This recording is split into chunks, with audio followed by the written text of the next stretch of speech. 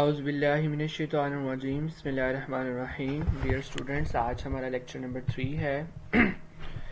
इसके अंदर हम लोगों ने देखना है स्ट्रिंग। स्ट्रिंग क्या होता है? आप लोगों को पता है कि एक ऐसा डाटा टाइप है जिसके अंदर सीक्वेंस ऑफ कैरेक्टर्स जो हैं वो स्टोर होते हैं डबल कोटेशन मार्क के अंदर। ठीक है, ये भी आप लोगों ने याद रखना है। इसके बाद स्ट्रिंग कंकैटिनेशन पे आप लोगों के पास जो ऑपरेटर यूज होता है वो प्लस ऑपरेटर यूज होता है। ठीक है, ये आप लोगों ने याद रखना है।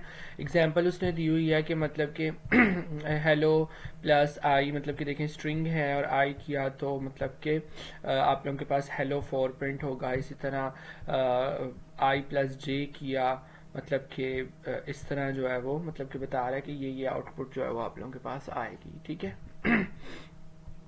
कंपैरिजन ऑपरेटर में आप लोगों के पास ये चीज़ यूज़ होती है। ठीक है, और मतलब कि किसी भी दो स्ट्रिंग का अगर आप लोगों ने कंपैरिजन करना हो, ठीक है, और इक्वली मतलब कि अगर आप लोगों ने शैलो कंपैरिजन करना हो तो फिर आप लोगों के पास ये, और अगर आप लोगों ने डीप कंपैरिजन करना हो तो फिर आप लोग इक्वल्स यूज़ करते हैं। ठीक है, शैलो कंपैरिजन और डीप कंपैरिजन में जो डिफरेंस है वो यहाँ पर ये इतना खास नहीं बताता, तो बाकी जो है वो आप लोग इसको देख लीजिएगा। ठीक है,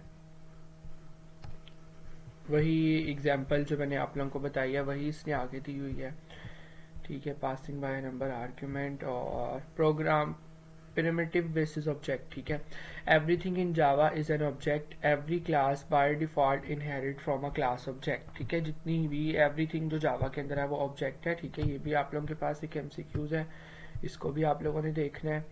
और प्रिमिटिव डाटा टाइप्स, ठीक है, प्रिमिटिव डाटा टाइप्स जो होती हैं जावा के अंदर वो सारी ये होती हैं। ठीक है, ये आप लोगों के पास जो है वो तकरीबन इनके जो है वो मतलब कि इम्पोर्टेंट आ जाता है ये। ठीक है, तो आप लोगों ने इनको देख लेना है। आगे इंपॉर्टेंट कॉन्सेप्ट है आप लोगों के पास स्टैक और हीप का। मुझे लगा स्लैक लिखा हुआ है। Stack and heap are two important memory areas. Primitive are created on the stack, ठीक है, while object are created on heap. बहुत इंपॉर्टेंट है। ठीक है, ये आप लोगों के पास इसके ऊपर क्रिएट होता है। आगे रैपर क्लास है। ठीक है, each primitive data type has corresponding object. ठीक है, these wrapper class provide additional functionality which a primitive data type cannot provide.